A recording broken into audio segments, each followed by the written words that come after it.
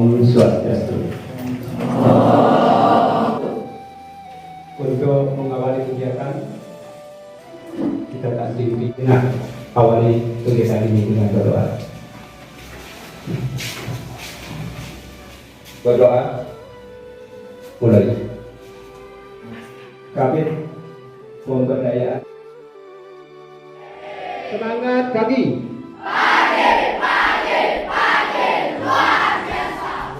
Nah, itu ya kami awali dengan semangat. Santap pasti bisa. Diulangi, santap pasti bisa.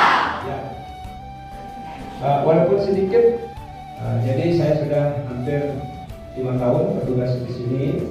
Kami ditemani oleh hanya saya PNS di sini.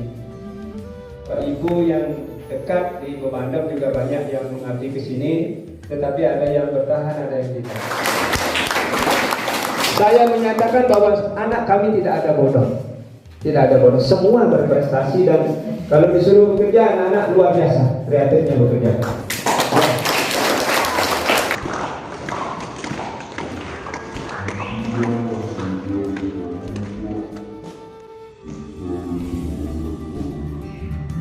Di sini menjadi kolega kembali dan beliau adalah berdedikasi tinggi untuk membangun sekolah. Kami sekarang sudah memasuki angkatan lulusan ke-16.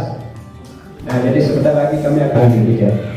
Ya, dan sekolah kami siap untuk bersaing.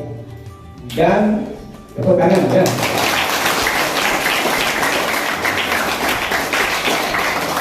Diragukan karena anak-anak kami semuanya masuk anggota pramuka. Selanjutnya Bapak Ibu yang gembleng di sekolah ini menjadi anak yang cantik. Coba lihat Bapak Ibu, cantik nggak anak-anak kami? Ya, cakep ya. Luar biasa, itulah modal ya. Luluskan B3 lebih 4 orang. Jadi kami punya.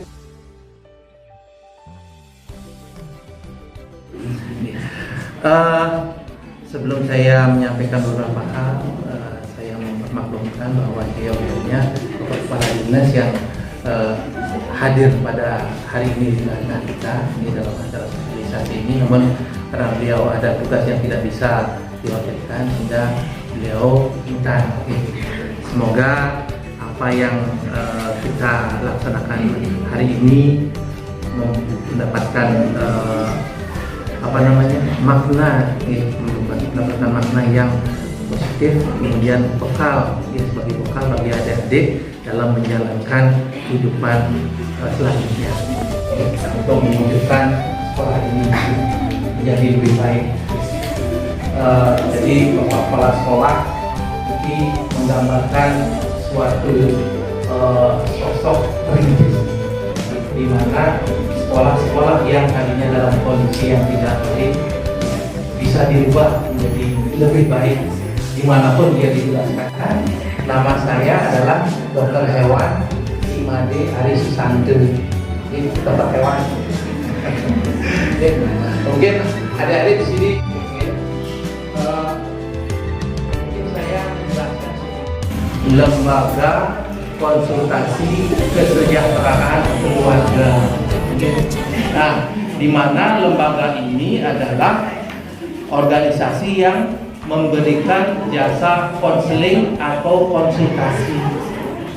Ketika ada permasalahan sosial, permasalahan sosial itu kan banyak yang nanti akan dijelaskan oleh nanti narasumber kita, Bu Pedot dan Pak Nyoman nanti. Secara teknis akan dijelaskan. Permasalahan sosial itu banyak, tidak hanya di keluarga, ada lebih luas lagi, ada di masyarakat, kemudian berimbas kepada anggota keluarga seperti misalnya anak-anak, nah seperti adik-adik yang mungkin bisa banyak hal yang ada di dalam HP. Adik-adik bisa mencari apapun di sana, mungkin informasi, mungkin kemudian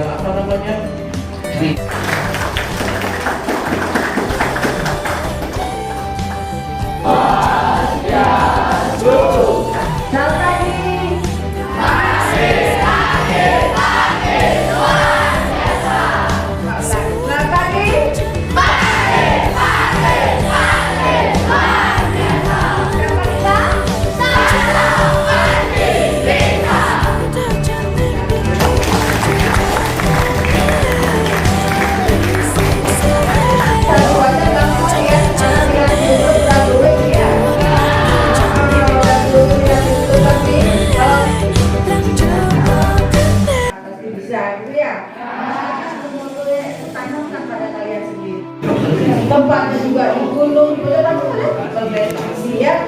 Semua adalah kalian sendiri yang bawa, tidak tergantung orang lain, tidak tergantung tempat yang mendamping. Yang penting kalian tetap apa tadi? Semangat, semangat pasti bisa, gitu ya. Semua tanamkan pada kalian sendiri. Ya? Bapak-bapak ini hati-hati, itulah pergaulan yang terjadi. Karena laki-laki itu harus melindungi perempuan. Apa lagu coba? Yen gumanti bajan, itu kan? Bagi saya maksud nada kembang. Ini kalian ini ya. Di Subaya mengejar mengempok ngemasin makutang. Enggak itu bilangnya.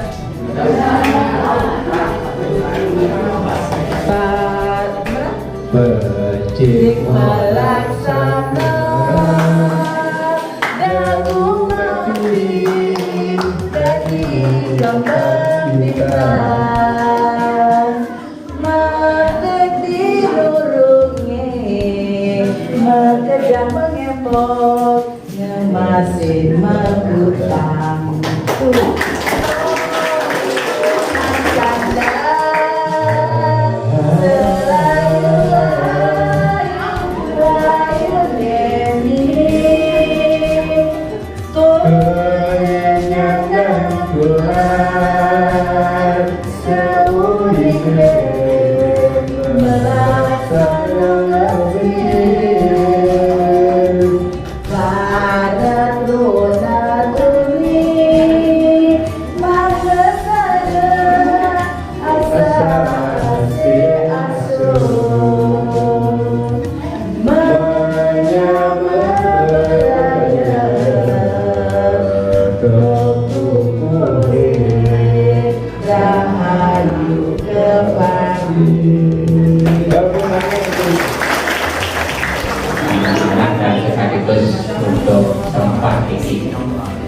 Jadi adik-adik kita mulai fokus.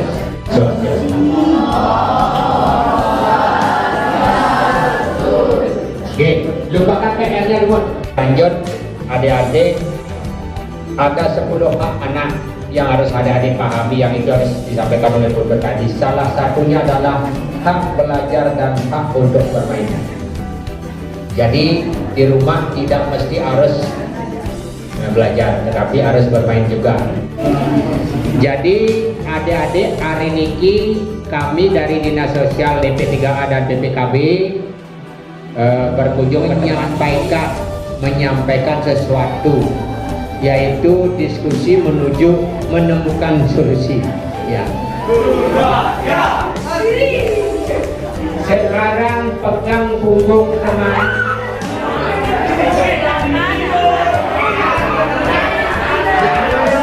Jangan ribut.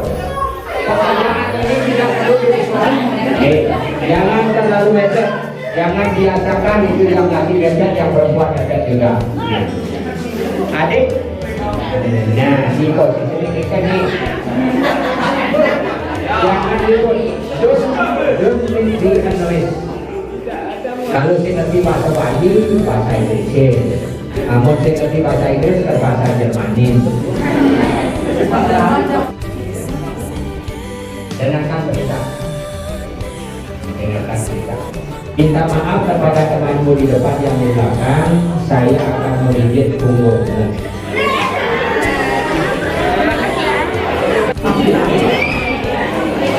Oke, terima kasih. Balik sekarang, balik posisinya, balik.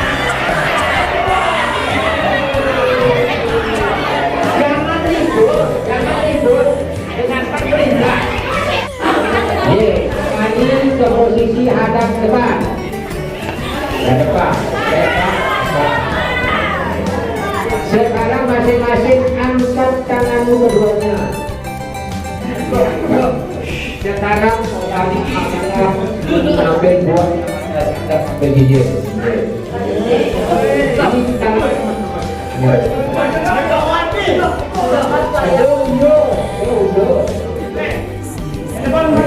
Yo.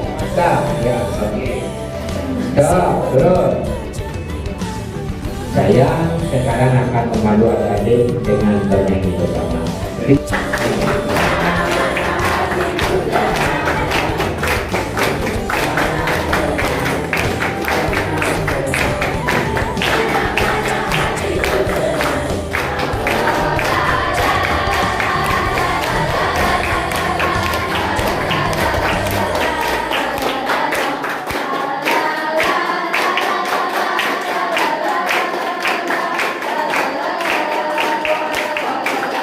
Oke, terima kasih. Duduk kembali. Siapa yang mampu nanti memberikan analisa terhadap cerita Bapak ini, saya akan berikan hadiah. Setuju? Oke. Apabila nanti tidak mampu adik-adik memberikan analisa, saya akan suruh bernyanyi. Dari anak suke sebane sedati tole. Stop. Ceritanya sekarang. Dengarkan dengan baik. Jangan ada yang berisik, dengarkan. Yang pertama ceritanya seperti ini.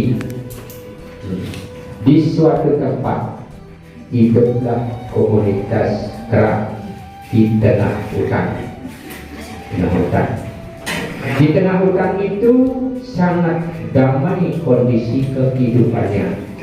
Di sana juga ada sebuah telaga kolam yang sangat bening airnya, berisi berbagai jenis bentuk ikan. Ada ikan mas, ada ikan koi, ada juga ikan bawal, ada ikan-ikan yang lain. Semua hidup di tempat itu secara damai.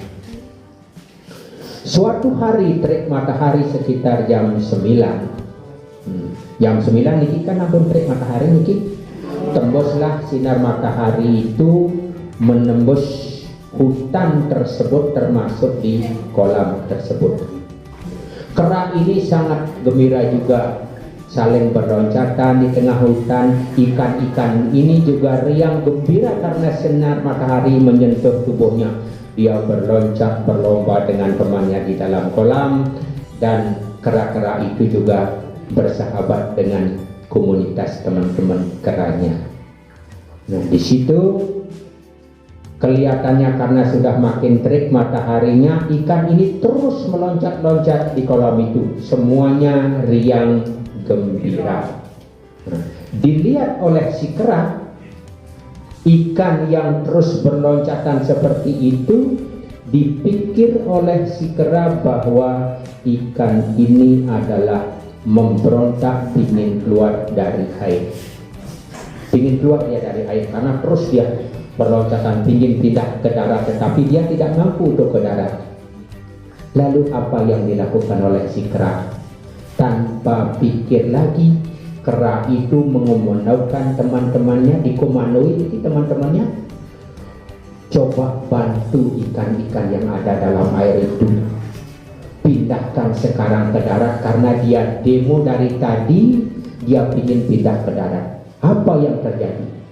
Kera ini turun semuanya, mengambil ikan-ikan tersebut dan dipindahkanlah ke darat. Apa yang terjadi? Ikan itu mati semua. Nah, makin nabi yang bisa dipetik maknanya. Silakan. Yang pertama sebut nama, yang kelas, sudah itu analisa Anda seperti apa? Silakan. Baik, terima kasih atas kesempatan yang diberikan kepada saya. Sebelumnya, izinkan saya untuk memperkenalkan diri terlebih dahulu, Pak, Bu. Nama saya Iputu Candi Ayuni. Saya perwakilan dari kelas 8. Ingin menyampaikan analisa saya terkait cerita dari Bapak Nyoman Sempal tadi. Baik, analisa yang saya dapat dari cerita tadi adalah kita semua tidak boleh gegabah dalam mengambil suatu tindakan. Karena kita masih belum tahu bahwa tindakan itu benar atau tidak, apakah nanti akan baik untuk kehidupan kita atau tidak. Jika sudah seperti si ikan tadi, kita semua dapat menangkap bahwa si ikan tadi pasti menyesal karena telah melompat-lompat di kolam itu, sehingga mengakibatkan si kera berpikir, si ikan ini pasti ingin hidup di darat seperti itu. Di Banten. G. Terima kasih, tepuk tangan. Lanjut ke yang kedua. Ibu coba merekam di sana ya. Nah, gimana kira-kira nanti datanya? G. Silakan yang kedua. Halo teman-teman semuanya. Nama saya Nilo Putri Kadamayanti. Saya dari kelas 8. Saya di sini akan menganalisa pertanyaan cerita dari Bapak Nyoman.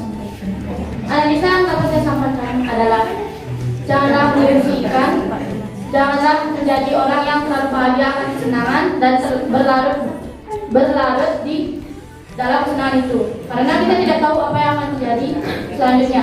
Seperti si kerang mengira si ikan akan hidup di darat, jadi dia membantunya untuk keluar dari kolam. Sekian analisa dari saya. Terima kasih. Nah, langsung ke kelompok kita, tepuk tangan.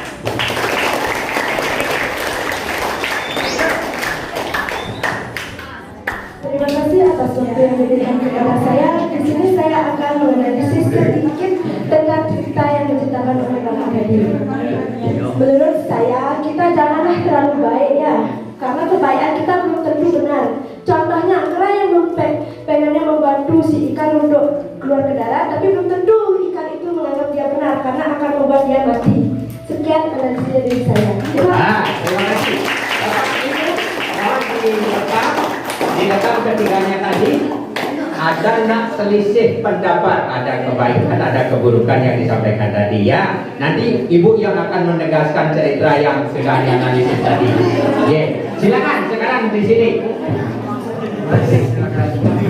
Baik, terima kasih atas waktu yang diberikan kepada saya. Di sini saya bernama Iwen Saputra dan saya di sini dari kelas 8. Baik, saya di sini akan memberikan tanggapan terkait dengan cerita yang diberikan oleh Bapak Nyoman. Tanggapan saya adalah kita tidak boleh berpikir gegabah seperti si monyet, tapi berbuat baik itu belum tentu benar, tapi kita tidak boleh seperti si monyet. Si ikan tadi cuma ingin gembira, ya tidak berpikir segera akan berpikir seperti itu, dan oleh segera itu tidak boleh berpikir gegabah dulu sebelum berpikir yang positif. Yang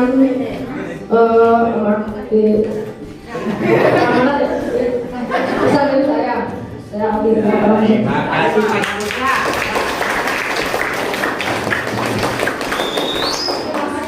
Waktu yang diberikan kepada saya perwakilan dari kelas 7. Perkenalkan, nama saya Ika Purnawan. Saya akan menanggapi tentang cerita yang Bapak tadi telah jelaskan. Janganlah menjadi seperti si ikan, gabah ingin ke darat untuk berkelompok dengan si monyet, tapi tidak bisa berkelompok seperti si monyet. Si monyet juga gabah ingin membantu si ikan. Sabun? Oke. Sekarang di depan dulu. Saya ingin meluruskan sedikit mungkin Pak ya, untuk jawaban dari anak-anak mungkin semuanya benar, ini tidak ada yang salah. Nah, sedangkan menurut Tiang sendiri, kalau dari Tiang sendiri, pandangan Tiang sendiri, keinginan si ikan itu mungkin dia keinginannya besar gitu. Sehingga dia kan melompat-lompat itu, aku pengen ke darat, mungkin kayak gitu, seperti itu mungkin Pak ya. Terus nah si kera itu dia keinginannya membantu, tapi ternyata bantuannya itu salah gitu, sehingga menjerumuskan si ikan jadinya dia sampai mati. Nah itu kan. Hanya sekian mungkin Pak Terima kasih Bu Guru. Waktunya ini cerita yang sangat luar biasa sekali, memberikan pelajaran kepada saya khususnya. Mungkin nanti perlu minta pencerahan kembali sebenarnya bagaimana seharusnya kita dalam mengambil suatu keputusan. Itu jawaban anak-anak semuanya sebenarnya tidak ada yang salah ya, semuanya sangat benar. Itu kita melihat dari sudut pandang kita masing-masing, yang pada akhirnya kita mengambil suatu keputusan bahwa dalam pengambilan suatu keputusan itu kita harus melihat dari segala sisi ya, tidak hanya dari sepihak menganggap diri kita seperti kera karena kehidupannya dia di darat. Belum tentu kehidupan di darat itu bagus untuk ikan ya, seperti itu, bagus untuk ikan. Begitu juga di ikan yang memang kehidupannya dia di air tidak cocok di hidupnya di darat. Itu artinya kita harus bisa juga menyesuaikan diri kita berada di mana ya, kita berada di mana posisi kita harus bisa menyesuaikan diri. Itu pintarnya anak-anak sekarang memilih mana yang baik untuk diri sendiri, mana yang kurang baik untuk diri sendiri. Itu mungkin yang bisa Vivian sampaikan. Mungkin selanjutnya minta arahan kembali dari Pak Sepel ataupun Bapak ring depan ini. Mungkin juga sangat bagus sekali bagi saya di sini sebagai pendidik anak-anak, bagaimana semestinya memberikan arahan dan cara dalam mengambil suatu keputusan terhadap dirinya sendiri. Itu kembali kepada diri sendiri. Kita harus membekali diri sendiri dengan hal-hal yang baik dan mempertimbangkan segala sesuatunya dengan benar. Demikian Pak, terima kasih. Makna dari cerita yang disampaikan oleh Pak Nyoman tadi adalah kita harus mempertimbangkan segala sesuatu sebelum kita mengambil suatu keputusan. Ya, itu yang pertama. Lalu yang kedua adalah kita tidak bisa memaksakan keinginan kita kepada orang lain. Kita tidak bisa menjadikan orang lain harus seperti diri kita. Seperti contohnya kera, tidak bisa memaksakan si ikan untuk hidup seperti si kera yaitu di darat. Mungkin itu sedikit tambahan dari apa yang disampaikan Pak Nyoman tadi. Sekian, terima kasih. Terima kasih Bu Sian.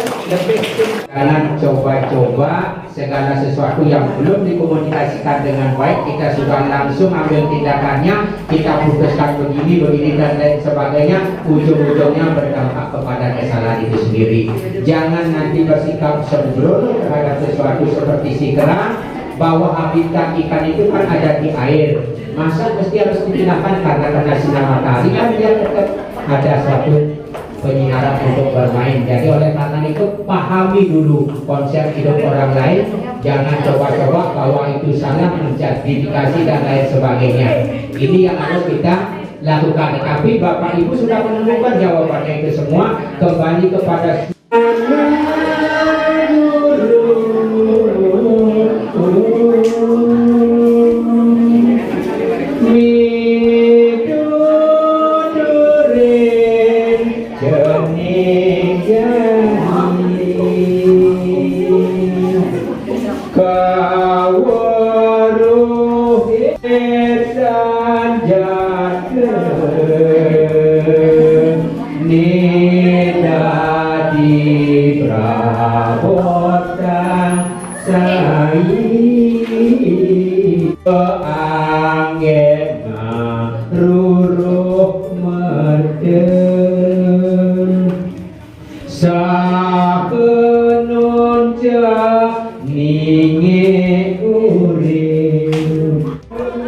dengarkan itu secara lambat. Apa maknanya? Mungkin Pak saya semuanya ngerti. Oh, ngerti apa dek? Kalau tidak semuanya mengerti, kalau kalian apa dek? Yang tadi Bapak bilang itu diberikan nasihat untuk kamu, jenis kamu, sejenis kamu. Ya, yang dipahami. Terima kasih. Nangis, ingat karena pacarnya, karena dia punya pacar yang lain. Pacaran tadi, tetapi itu sifatnya memberikan motivasi. Sekarang lanjutkan dulu cita-citamu. Lanjutkan dulu cita-citamu, biar orang tuamu tidak pusing memberikan. Sebentar, untuk memberikan pertanyaan sebelumnya, izinkan saya untuk memperkenalkan diri terlebih dahulu.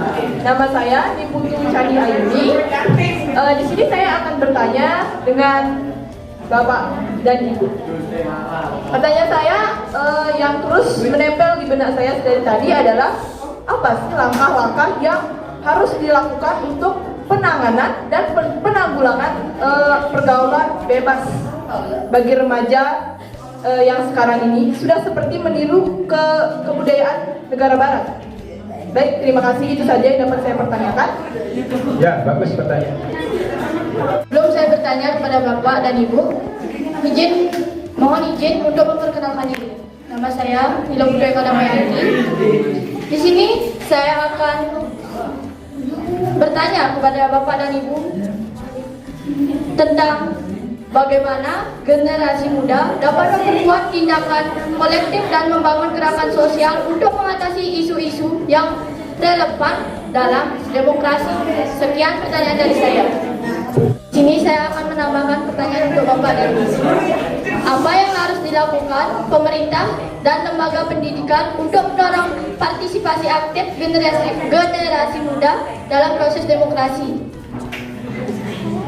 Tentang apa dampak sosial terhadap perlindungan remaja dan juga perlindungan anak-anak SMP di era digital saat ini.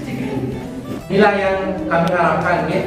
Inilah yang kami harapkan, interaksi adik-adik yang menandakan bahwa adik-adik benar-benar menerima apa yang kami sampaikan. Ada keinginan untuk adik-adik itu ke arah kemajuan. Ada hal-hal yang belum adik-adik ketahui, adik-adik sampaikan. Dan disinilah kami menilai adik-adik itu ada etiket untuk meningkatkan kapasitas diri seperti itu. Jadi di sini sudah ada narasumber, mungkin Bu Ketut yang mungkin nanti lagi.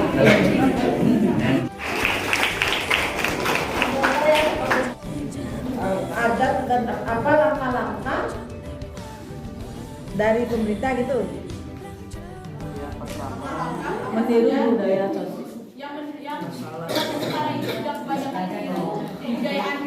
nah, ya ini kembali ke HP kan, kalian sekarang kembali kepada jati diri kita sendiri agar kita bisa menangkal hal-hal yang negatif kepada perkembangan remaja kita yang terjadi di remaja-remaja sekarang. Itu adalah sangat berpengaruh pada psikologis mental anak-anak tersebut. Langkah apa yang harus kita lakukan agar kita bisa menghadapi atau saat mendapat perlindungan bisa kita tidak terlalu menjadi beban psikologis bagi kita, karena efek perlindungan itu sangat berbahaya sekali. Dari saya baru masuk tadi, itu buktinya bahwa Anda masih memegang teguh budaya adat ketimuran. Ampun Om Swastiastu, dikasih salam dan lain sebagainya. Ini terbukti, artinya sekolah ini tetap menerapkan etika yang sangat baik ketika ada orang berkunjung ke tempat ini. Oke, itu yang pertama. Jadi apa yang menjadi pertanyaan dari dua tadi, dampaknya apabila tidak kita melakukan itu, ini akan sangat besar sekali. Saya punya fakta. Adik-adik mungkin semua melihat faktanya di masyarakat. Ketika kita akan melakukan persembahyangan di pura manapun, bukan fokus terhadap akan melakukan pengabdian ke pura itu, tetapi bagaimana kita melakukan selfie dulu, sudah itu HP hubungannya terus HP aja dipegang, tidak pernah fokus akan pengaturan pengabdi. Yang tadi tiba bercitanya maaf karena tidak kaplok perhatikan. Masa ke pura terus melakukan seperti itu. Interaksi itu coba jeda dulu kalau kita ke pura, fokuslah ini akan ngaturan pengabdi. Salah satu untuk benteng, memberikan kasih sayang.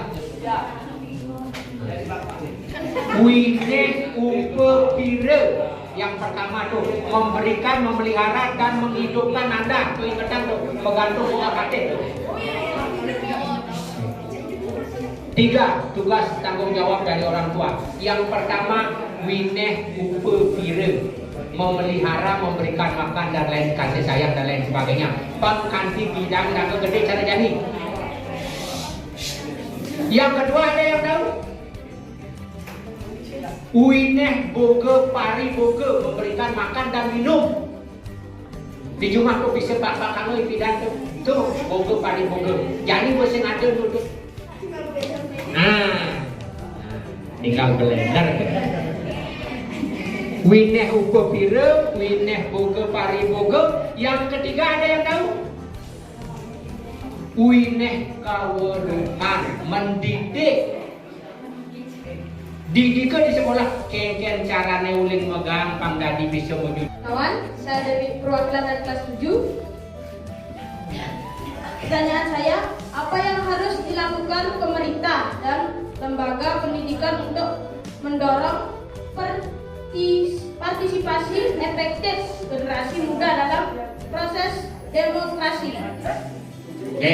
Informasi adik ini terhadap adik-adik semuanya sudah dilakukan, kan? Adik-adik nanti setelah melanjutkan ke jenjang sekolah, adik-adik pasti akan minta beasiswa. Jadi sudah dijawab tadinya bahwa anak-anak mestinya wajib wajib bersu. Itu dari jenjang SMP kalau tidak salah sudah diajarkan untuk menjalankan demokrasi dalam wujud organisasi yang namanya OSIS. Dari sana, dari sistem pembelajaran sistem yang ada di sekolah melalui SMP itu sudah ada sistem untuk menjalankan suatu demokrasi adik-adik. Melalui itulah ada pengurusnya, ketua, sekretaris, bendahara dan anggota. Jadi adik-adik semua seluruh siswa itu adalah anggota. Dalam rapat OSIS silakan menyuarakan pendapat bagaimana. Nah, di sana adik-adik dilatih untuk melaksanakan proses demokrasi.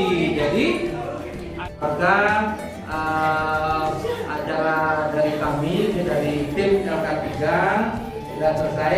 Kami ucapkan terima kasih atas perhatiannya dan terima kasih kepada bapak kepala sekolah dan guru yang sudah memfasilitasi kegiatan kami, sehingga kami bisa melaksanakan tupoksi kami, tugas dan fungsi kami di sekolah ini.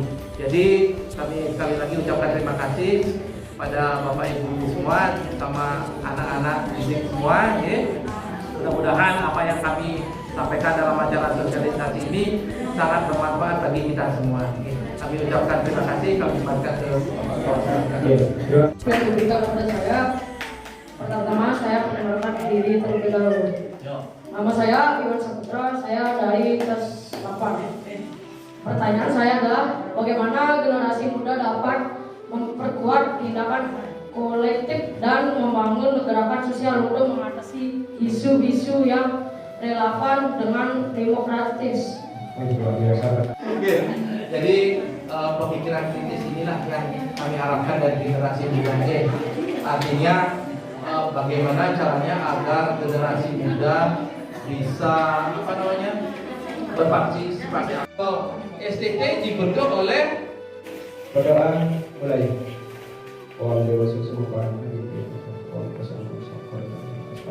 Kita ini dengan para pesantin.